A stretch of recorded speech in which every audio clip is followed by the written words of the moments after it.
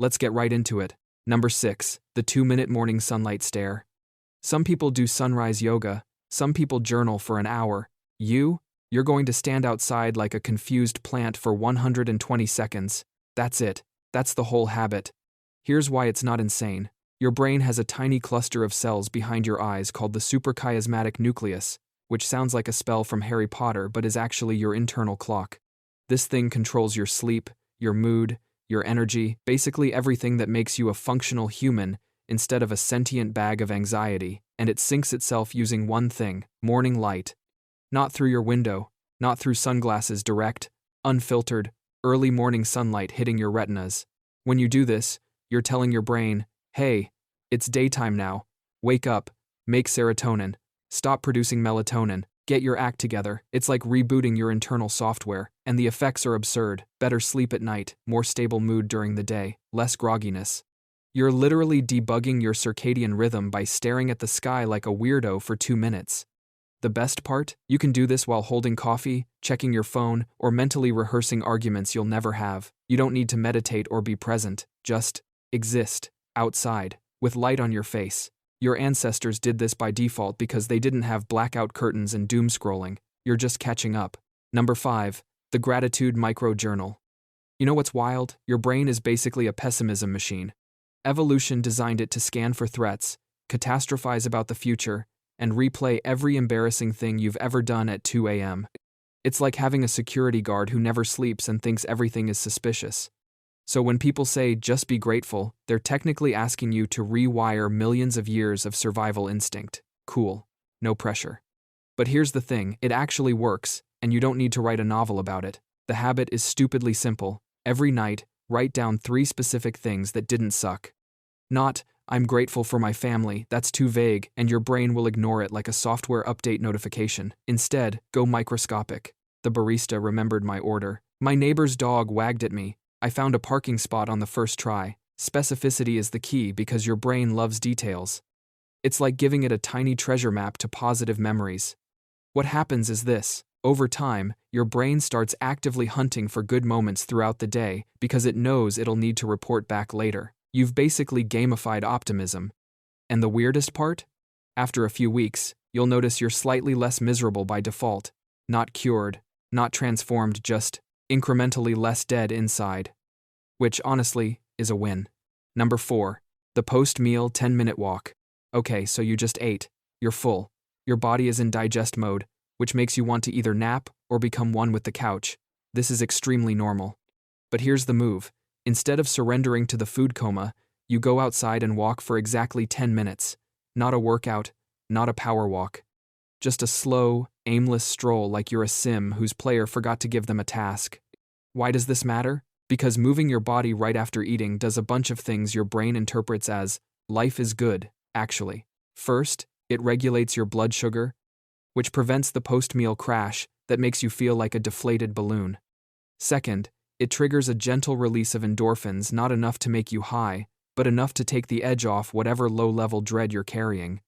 Third, and this is the sneaky part, it breaks the cycle of sedentary guilt. You know that feeling when you eat and then don't move, and then feel bad about not moving? Yeah, this nukes that.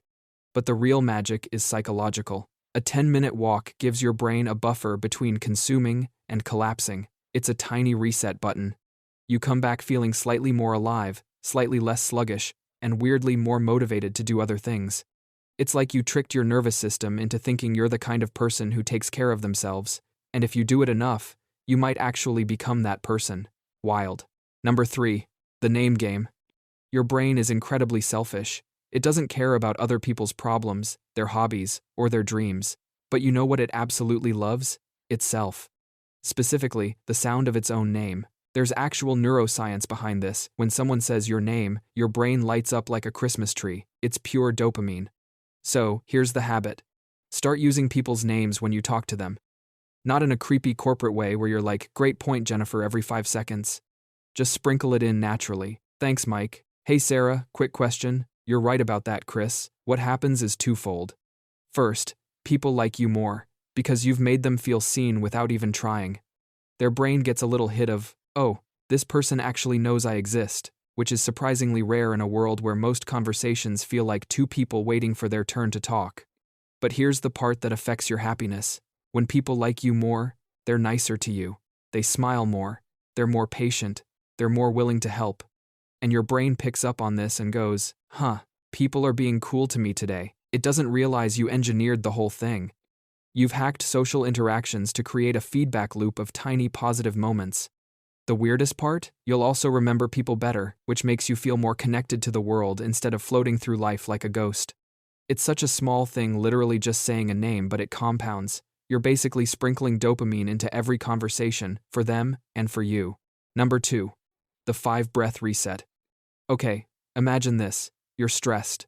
Maybe your boss sent a passive-aggressive email, or you're stuck in traffic, or you just remembered something embarrassing you did in 2014. Your body goes into fight or flight mode, which is great if you're being chased by a bear, but extremely unhelpful when you're just sitting at a desk spiraling about hypothetical scenarios. Here's the stupidly simple intervention. Stop and take 5 deep breaths. Not shallow chest breaths, real ones. Inhale for 4 seconds, hold for 4, exhale for 6.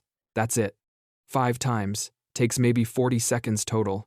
What's happening is this. Deep breathing activates your parasympathetic nervous system, which is the part of your body responsible for calming the hell down.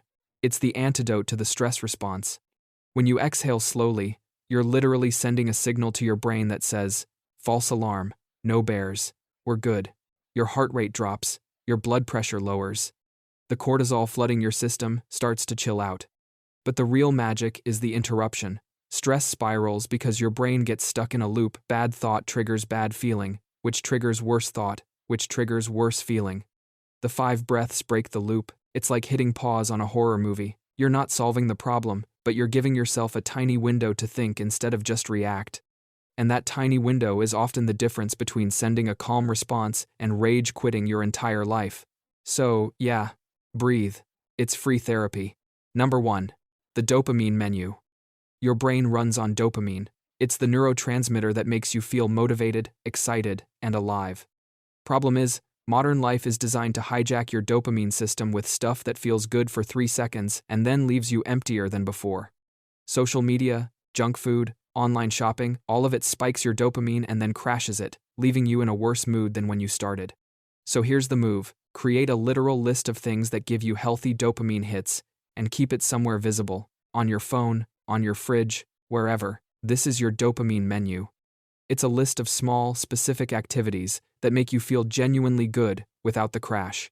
Examples: call a friend, play with a pet, listen to a song you love, stretch for 2 minutes, make tea, doodle something stupid, go outside and look at a tree.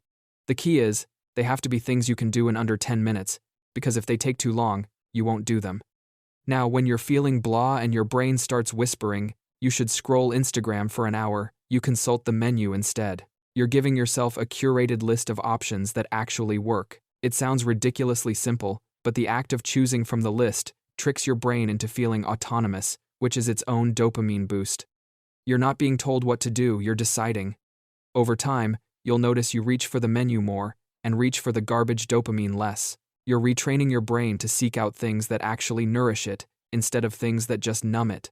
It's like teaching a toddler to prefer apples over candy, except the toddler is your limbic system and you're the exhausted parent. That's all for today. I'll be making similar videos in the future. Subscribe to see them.